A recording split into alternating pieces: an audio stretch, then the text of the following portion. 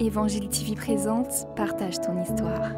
Des témoignages émouvants et bouleversants, des moments insolites, du rire et des larmes, des vies changées radicalement, des guérisons incroyables et fascinantes, des personnes témoignant de leur rencontre personnelle avec Dieu, comment il a agi dans leur vie et dans leur famille, sans oublier des temps de déclaration et de prière. Bienvenue dans Partage ton histoire avec Chantal Rocamboura. Aujourd'hui, je reçois Katia et nous allons parler de violence conjugale, un sujet d'actualité et qui touche énormément de personnes. Elle a vécu une histoire très difficile. Comment s'en est-elle sortie? Comment Dieu est-il intervenu? Je vous retrouve tout de suite pour écouter en exclusivité son témoignage. Bienvenue dans Partage ton histoire.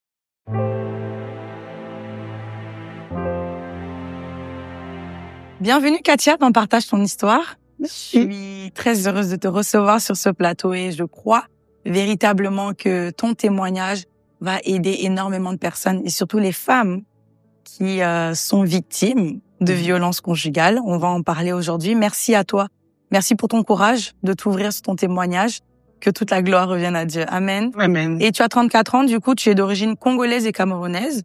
Tu as grandi avec ta maman. Avec ta maman et tu as un petit frère aussi, un demi-frère en fait du côté de ton papa. Exactement. Maintenant, je vais te laisser un peu plus te présenter, que tu puisses te présenter à nous davantage et que tu puisses nous dire le contexte familial dans lequel tu as grandi, s'il te plaît. Effectivement, alors comme tu le précisais, j'ai grandi que du côté de ma mère, donc il y a vraiment que le côté maternel que je connais. J'ai grandi en n'ayant que vraiment les oncles et les tantes que du côté maternel. Mon père n'a jamais été présent. Donc du coup, c'est vrai que j'ai que le côté maternel que je pourrais décrire en réalité. Et oui, effectivement, donc j'ai un petit frère du côté de mon père. J'ai grandi donc avec ma mère d'hôtel en hôtel, ça a été un peu compliqué. D'accord.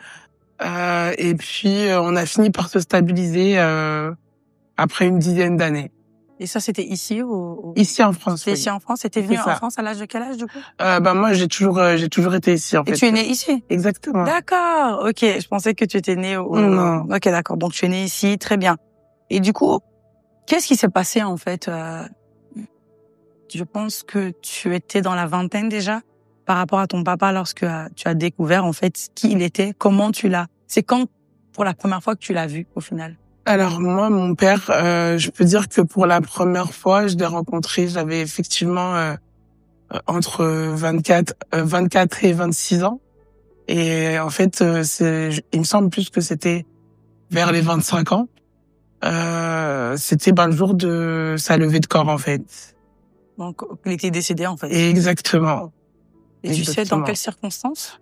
Il était malade. Alors, c'est vrai que j'ai entendu au moins 2 versions, mais ce qui est sûr, c'est que il a fait un AVC et que la deuxième fois, ça lui a été fatal en fait. D'accord. Et en fait, c'est ce jour-là que tu as rencontré, en fait, en tout cas que tu as vu qui était ton papa. Exactement.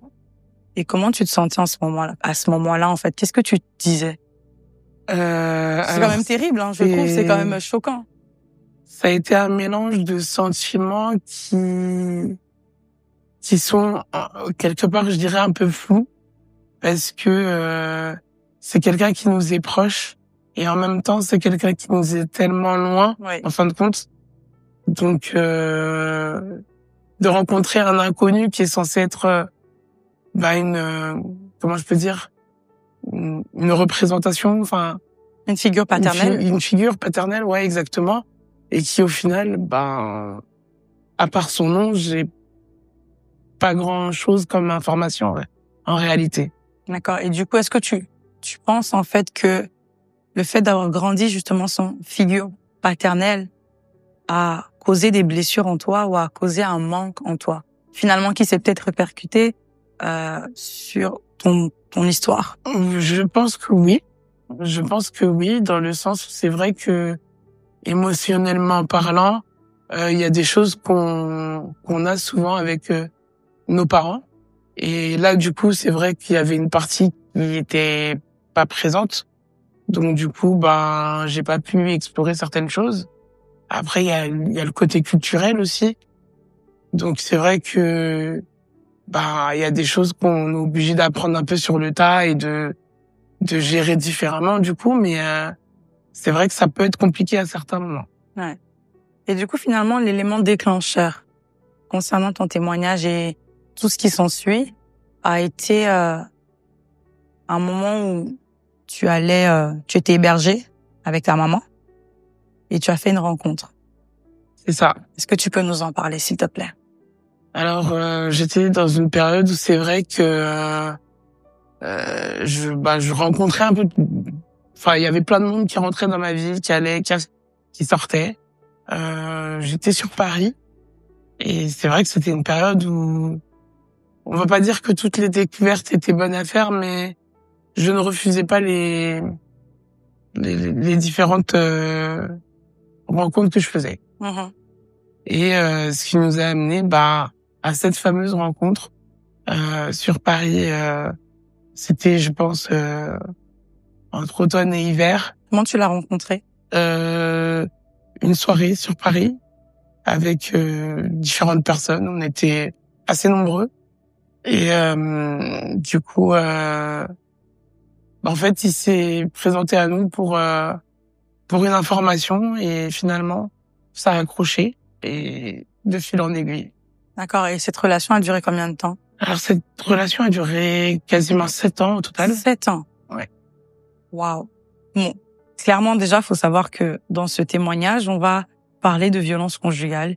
Et donc, cette relation-là, est-ce que tu peux nous expliquer un peu comment les violences, en fait, ont commencé? Est-ce que ça a commencé dès le début? Ou est-ce que c'était au fur et à mesure? Ou est-ce que c'était vraiment après des années, en fait? Alors, moi, faut savoir que la première année, en fait, je pense comme dans beaucoup de couples, c'était beau tout rose la première année. Et après la première année, petit à petit, ça a commencé à se montrer tout simplement. Et c'est vrai que dans ce genre de contexte, on a toujours tendance à dire peut-être que c'est une mauvaise passe, il va revenir comme il était au début, ça va changer, c'est rien. Peut-être qu'il était juste fatigué ou en fin de compte, on se donne toujours des excuses qui fait que même en le voyant, même en étant conscient de ce qui se passe, on est un peu dans le déni, je dirais. Et ta fille, tu avais pas encore d'enfant? Non, j'avais pas encore d'enfant. Tu as eu un enfant avec lui après, c'est ça? Exactement. Et donc, du coup, ça commençait par quoi au début, en fait? Alors, au Des début, paroles? c'était verbal, surtout au début. Après, c'est un petit coup par-ci par-là, une petite claque par-ci par-là, parce que sur le moment, c'est impulsif, donc pour le moindre petit truc qui à ce moment-là ne lui correspond pas, il peut pas laisser passer. Il faut que la réaction soit quasi immédiate en fait. Donc et même par rapport à lui, c'est-à-dire que il peut pas juste laisser passer l'action et faire autre chose en fait. Donc c'est-à-dire que il y a pas de contrôle dans l'action en fait. Et vous aviez un grand écart d'âge? Une dizaine d'années. Dizaine d'années? Oui. D'accord. Et du coup, finalement, est-ce que dès les premiers signaux, même violence verbale, est-ce que tu as eu une discussion avec lui? Est-ce que tu as essayé d'avoir une discussion avec lui concernant ses agissements, ses attitudes? Alors c'est vrai qu'au début j'ai essayé. Et puis, je suis vite passée au stade où je me disais, c'est de ma faute en fait. Donc, en réalité, j'étais dans une discussion où dans ma tête, j'étais déjà partie du principe que c'était moi le problème en fait. D'accord. Tout de suite, en fait, à chaque fois, tu renvoyais ça vers toi. C'est ça. Est-ce que tu avais quelqu'un d'autre à qui tu pouvais parler ou est-ce que tu gardais tout pour toi? Peut-être ta maman? Malheureusement, dans ce genre de cas, généralement, on fait en sorte que la personne elle soit toute seule. C'est-à-dire que même si c'est vrai en tant que tel, ma mère, elle était là, mais c'est des choses que j'osais pas forcément dire, et que ce soit par rapport à elle ou que ce soit par rapport au reste de mon entourage, que j'avais pas forcément d'ailleurs, j'évitais d'en parler. C'était plutôt pour te protéger toi ou pour le protéger lui, pour qu'il ait toujours une bonne image? Parce que on peut voir aussi que dans certaines relations, certaines femmes parfois peuvent être dans une situation où elles veulent protéger justement l'image de de l'homme qu'elles fréquentent pour ne pas que ça crée des problèmes dans la famille aussi. Effectivement. Alors, c'est d'abord pour lui avant d'être pour moi, en fait. C'est-à-dire que dans ma tête, je vois plus le positif que le négatif, en réalité. Ouais. Et est-ce que, avec du recul aujourd'hui, tu te rends compte que peut-être c'était pas de l'amour, mais de la dépendance affective? Ouais. Effectivement. Aujourd'hui, je vois pas les choses de la même manière. Je pense que je cherchais quelque chose que j'avais pas dans cette relation, et je pense que c'était pas je sais même pas si je peux dire la bonne ou la mauvaise technique en réalité, mais en tout cas, c'était pas adapté à ce que moi je pouvais rechercher en réalité. Mais souvent, on se rend compte aussi dans pas mal de personnes qui ont témoigné que l'absence d'un père, d'une figure paternelle, justement, pousse beaucoup de femmes, pour les hommes c'est un autre cas, mais de femmes en tout cas à rechercher cette figure paternelle au travers d'une autre relation. Et à cause de ce manque, de ce vide en fait qu'elles ont, elles vont avoir tendance à rester malgré des choses qui peuvent se passer. Elles vont avoir tendance à rester dans cette relation parce que quelque part elles se disent j'en ai besoin, j'ai besoin d'avoir un repère, j'ai besoin d'avoir un homme qui soit là dans ma vie, comme si cette personne en fait remplaçait leur père. Mais malheureusement, beaucoup de fois, c'est de la dépendance affective, et si on ne se rend pas compte, on va pas prendre le temps de guérir d'abord. Parce que tant qu'on n'est pas guéri, on peut faire des choix en fait justement qui vont nous conduire à parfois laisser d'autres personnes nous abuser, clairement. Et finalement, quels étaient les autres types d'abus en fait? Parce qu'il me semblait qu'il t'empêchait de sortir aussi, d'avoir tout pour lui était comment je peux dire, tout était comment je peux dire, une raison pour pouvoir avoir le contrôle, si je peux dire ça comme ça. C'est-à-dire que par exemple une simple visite chez le médecin, s'il pouvait pas être là, il était capable de me dire ramène-moi un justificatif. Non. Ah si. Non, je te crois pas. Ah si, c'était Waouh. C'était arrivé à des stades où je faisais même en sorte que le médecin soit juste à côté pour qu'il puisse aller vérifier en fait. Non. C'était un niveau de contrôle où ça devenait en fait tout était devenu réflexion en fait. Sortir avec lui, sortir toute seule, parce qu'il fallait tout justifier, il fallait vérifier de parler avec les bonnes personnes, parce que ça aussi ça pouvait être source de problèmes en fait, tout simplement. Et finalement, tu n'avais pas d'amis au final, parce que généralement avec ce type de comportement est décrit comme ce type de profil. Ça ressemble à ce qu'on appelle un pervers narcissique. Il l'était en fait. Voilà, clairement. Et du coup, en fait, avoir ce contrôle-là en fait pour t'empêcher d'être libre, parce qu'une relation n'est pas censée en fait, on n'est pas censé être dans une prison. Exactement. Lorsque nous sommes dans une relation, et ce n'est pas normal, ce sont des signaux qui doivent nous alerter, et je le dis en termes même de prévention. Vous n'êtes pas censé être dans une relation où vous êtes en prison. Et je crois que c'est là où on est chrétienne. Exactement. Donc on comprend, on sait que le diable existe. Et c'est là où l'ennemi se cache en fait. C'est là où le diable se cache, et au travers, parce qu'il il ne veut pas qu'on soit libre. Et donc tout ce qu'il peut faire pour nous rendre esclaves, pour nous rendre captifs, il le fera. Et là, dans ton cas, ça a été au travers de cette relation-là. Mais On a une bonne nouvelle à la fin de l'histoire, bien évidemment. Mais avant qu'on arrive là-bas, j'aimerais te poser encore quelques petites questions parce que tu m'as dit que c'était verbal d'abord et ensuite c'est devenu physique. Tu as dit que ça commençait par des claques, mais j'imagine que vous avez 7 ans de relation, c'est allé beaucoup plus loin. Ah ouais, il y a même des choses que j'ai longtemps refusées à mon cerveau de penser. Dans le déni? Oui, dans le déni, en fait, je faisais comme si c'était pas à moi que c'était arrivé, en fait. Pour pouvoir respirer l'espace d'un instant, en fait. Parce que j'en étais arrivé à des stades où le simple fait de lui dire « va te reposer », ça pouvait déclencher une telle colère chez lui. Waouh. Qu'il en était arrivé à m'arracher les cheveux, à me mettre des coups de fer à repasser dans la figure parce que non, la phrase ne lui correspondait pas à ce moment-là, en fait. Pour lui, c'était franchir une limite qu'il n'avait pas donnée, bien évidemment. Au final, il te considérait comme sa chose. Totalement. Tu es courageuse, hein. Waouh.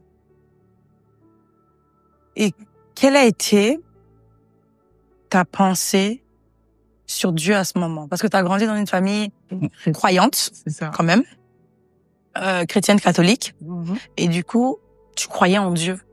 À ce moment, est-ce que Dieu était dans tes pensées? Est-ce que tu pensais à Dieu? Est-ce que tu te posais des questions? Est-ce que tu en voulais à Dieu? Quel était ton rapport avec Dieu à ce moment-là? Je me rappelle pas lui en avoir voulu. Au contraire, je pense que quelque part dans ces moments-là, je pense que j'avais avec lui réellement avec qui intérieurement, même si je ne verbalisais pas, mais intérieurement, je pouvais. Je pense que c'était la seule chose qui pouvait pas m'enlever, le fait de pouvoir discuter intérieurement avec Dieu et de pouvoir me reposer sur lui et pouvoir vider ce que j'avais intérieurement. C'était vraiment la seule chose qui pouvait pas enlever, quoi. Au final, quel a été ton échappatoire? Comment tu es sortie de cette relation? Parce que c'est vrai, avant même de parler de ça, du coup, tu as eu un enfant. Exactement. Avec et c'était au bout de combien de temps de relation à peu près? Alors, ça a été au bout de 6 ans et demi de relation. D'accord. Donc je suis tombée enceinte de ma fille. Et faut savoir que même en étant enceinte, ça l'a pas empêché de quoi que ce soit. Il continue à te frapper. Faut le savoir, c'est-à-dire que le jour où j'ai accouché, c'était 1 mois et demi avant la date prévue. C'était dû à ça? Exactement. C'est-à-dire que en fait, la veille, faut savoir que j'avais vu la sage-femme qui m'avait donc programmé un rendez-vous, tout ce qu'il y a de plus normal. Bien sûr. Pour un contrôle. Sauf que en fait, au moment du contrôle, elle avait pas tout le matériel, ce qui fait que j'avais un bleu interne. C'est-à-dire que le bleu était à l'intérieur de mon corps. C'est-à-dire que sans son matériel, elle ne pouvait pas voir qu'il y avait un problème. Ouais.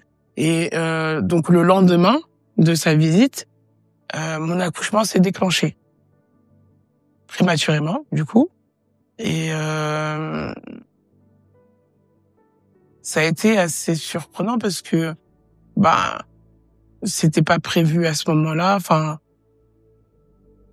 et je pense que il y a eu, je crois, 5 secondes où il a comme eu un moment de lucidité, en fait, en se rendant compte que, en fait, c'était grave parce que, je perdais du sang, j'étais pas prévu à ce moment-là, j'ai été déclenchée en césarienne d'urgence. D'accord. Enfin, ça a été assez compliqué. Et je pense que même pour moi, à ce moment-là, j'ai compris que c'était là que ça allait se jouer, en fait. Que tout allait se déclencher à ce moment-là. Et que j'étais plus toute seule, en fait. Et que même si je savais qu'en soi, j'étais pas seule, hein, mais oui. Physiquement, j'avais une autre personne qui allait dépendre de moi. Et faut savoir que durant cet accouchement, en plus, j'ai fait une réaction à comment ça s'appelle, à l'anesthésie. Ah, Mon corps parce que en fait mon corps soit prend plus de réactions, enfin il fallait prendre le bon dosage, oui. et il se trouve que mon corps a réagi et j'ai fait de la tachycardie, et donc ça, En plus, c'était pendant une césarienne, en fait. c'est ça, et du coup ça, j'ai fini en anesthésie générale pour être sûr que tout le monde puisse être pris en charge. Ouais. Et ouais, je pense que ça a été là le déclic pour moi. Alors, est-ce que cette grossesse, c'était quelque chose que tu désirais en te disant peut-être que ça va le faire changer? Ou est-ce que c'est arrivé juste parce que c'est arrivé au final? Alors, dire que je n'avais pas l'espoir, ce sera un mensonge. Mais cette petite fille n'était peut-être pas forcément prévue à ce moment-là même. D'accord. Donc, j'ai accepté qu'elle soit là parce que bon bah, pour moi c'était prévu qu'à un moment donné dans ma vie j'ai un enfant. Et oui, c'est vrai que ça a été pour moi un espoir et une façon d'avoir de l'oxygène. Et finalement, est-ce que ça a fonctionné dans cette relation? Le fait d'avoir un enfant, est-ce que ça a changé quelque chose chez lui? Non. Alors, quel a été l'échappatoire pour que tu puisses sortir de cette relation? Alors, un jour, il s'est donc réveillé et il m'a dit, en ayant l'espoir de pouvoir continuer cette relation avec moi, peut-être que, parce qu'en fait, à cette époque-là, on habitait dans un petit studio, en fait. Et il m'a dit clairement, peut-être qu'en passant par le 115, tu pourras avoir une solution plus rapide que celle qui est la classique, en fait. Parce que t'avais un enfant, donc Exactement. Donc oui. Ton profil était plus voilà, mon profil était plus s'adapter pour quelque chose de plus grand. Exactement. Et en fait, dans cette prise en charge, je me suis dit en fait c'est le moment ou jamais, c'est maintenant ou jamais. Et en fait, faut que je sorte, faut que je parte, ça vient. Alors j'ai pas pensé comme ça les 2 premières secondes, hein. Mais j'ai fini par un moment donné me dire que en fait si je restais, ça serait certainement plus compliqué que si je partais. Et donc j'ai fini par partir. Il lui a fallu du temps pour comprendre que lui et moi c'était fini.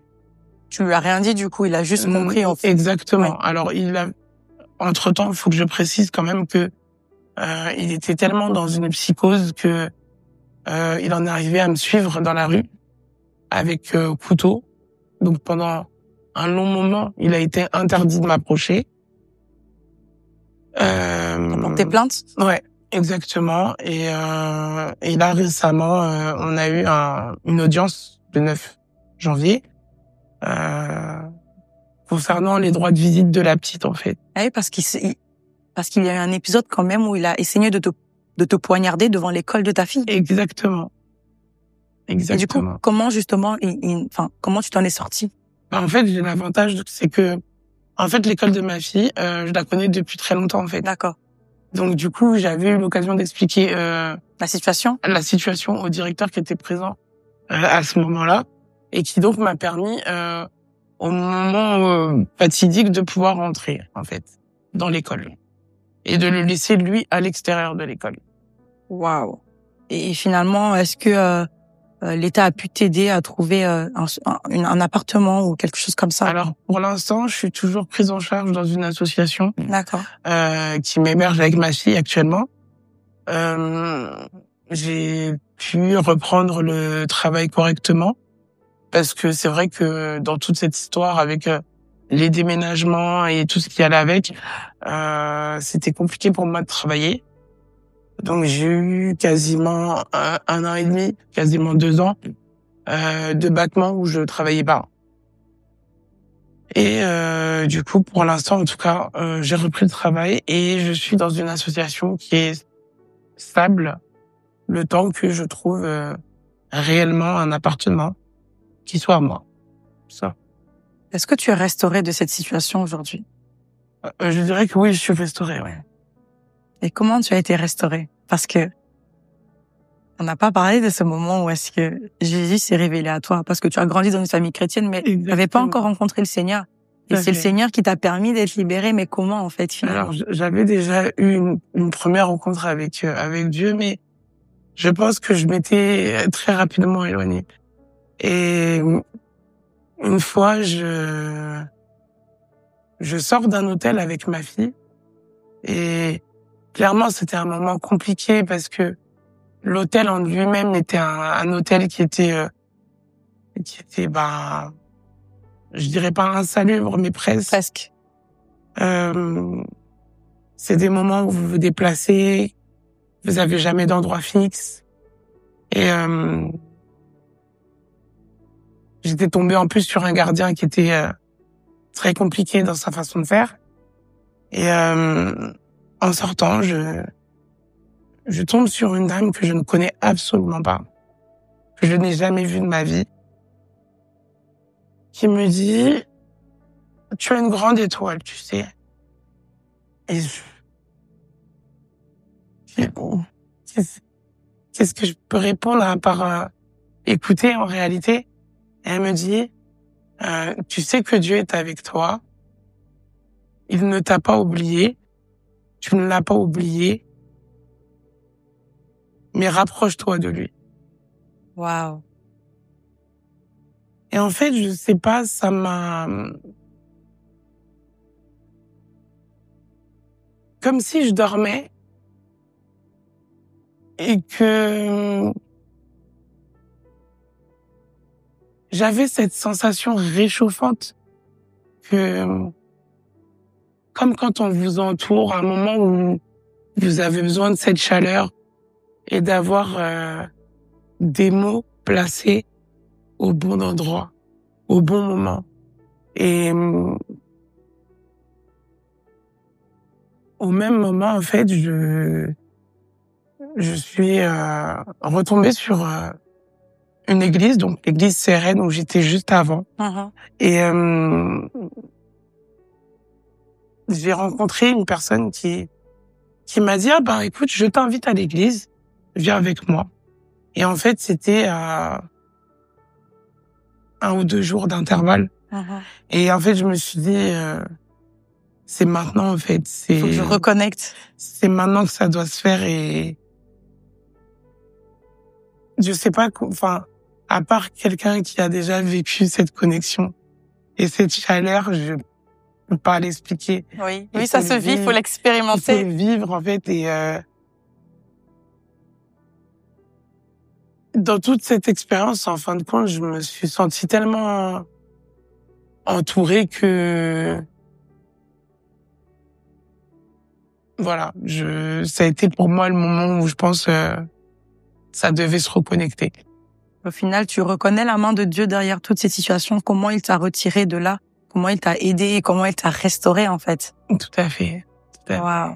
Merci Seigneur. Tout à fait. Et vraiment, je le dis, c'est sans la grâce de Dieu, je pense pas que j'aurais pu poursuivre dans cet ordre-là, dans ce cheminement-là. Alors, qu'est-ce que tu dirais à quelqu'un qui est victime de violences conjugales aujourd'hui et qui a l'impression qu'elle ne va jamais s'en sortir? Qu'est-ce que tu pourrais lui donner comme conseil? Déjà, ce que je pourrais dire, c'est que il faut pas hésiter à en parler, déjà, pour commencer. Trouver une personne à qui on peut faire confiance et pouvoir entamer cette démarche d'en parler. Croire en Dieu. J'insiste là-dessus parce que vraiment, Dieu, c'est la personne qui vous laissera jamais tomber. Et surtout, lâchez pas l'affaire parce que ça va aller, en fait. Vous êtes déjà arrivé au fond, donc la seule solution là, c'est de remonter. Donc ne lâchez pas l'affaire, ça va aller. Que Dieu vous bénisse. Gloire à Dieu. Et moi, j'aimerais dire à toute personne ici qui ne connaît pas Jésus, peut-être que tu ne connais pas Dieu, ou tu as entendu parler, mais tu n'as pas de relation personnelle avec lui, et tu aimerais véritablement devenir son enfant et naître de nouveau. C'est là la solution. Dieu ne peut pas agir tant que tu ne lui ouvres pas la porte de ton cœur, parce que Dieu respecte ton libre arbitre. Alors pendant que tu me regardes et tu sens que tu veux te reconnecter avec Dieu, tu veux véritablement recommencer à zéro, une nouvelle vie avec le Seigneur, je t'invite à faire cette prière. La Bible dit que si tu confesses la Seigneurie de Jésus, tu confesses que Jésus est Seigneur et que tu crois dans ton cœur que Dieu l'a ressuscité d'entre les morts, alors tu seras sauvé. Et tu peux faire cette prière aujourd'hui avec moi. Tu vas tout simplement fermer les yeux et répéter à voix haute et dire « Seigneur Jésus, aujourd'hui, j'ai besoin de toi. Je te demande pardon pour tous mes péchés et je veux recommencer à zéro avec toi. Je crois que tu es le Fils de Dieu et que Dieu t'a ressuscité d'entre les morts. Aujourd'hui, je t'ouvre mon cœur. Je te reçois et je t'accepte comme mon Seigneur et mon Sauveur. Et je crois qu'à partir d'aujourd'hui, les choses anciennes sont passées et toutes choses deviennent nouvelles. À partir d'aujourd'hui, je deviens ton enfant. Au nom de Jésus, j'ai prié. Amen, amen, amen, amen. Félicitations si tu as fait cette prière. Laisse-moi te dire que ta vie ne sera plus jamais la même. Dieu est ton Père et Dieu va véritablement te secourir. Parle-lui tout simplement avec ton cœur.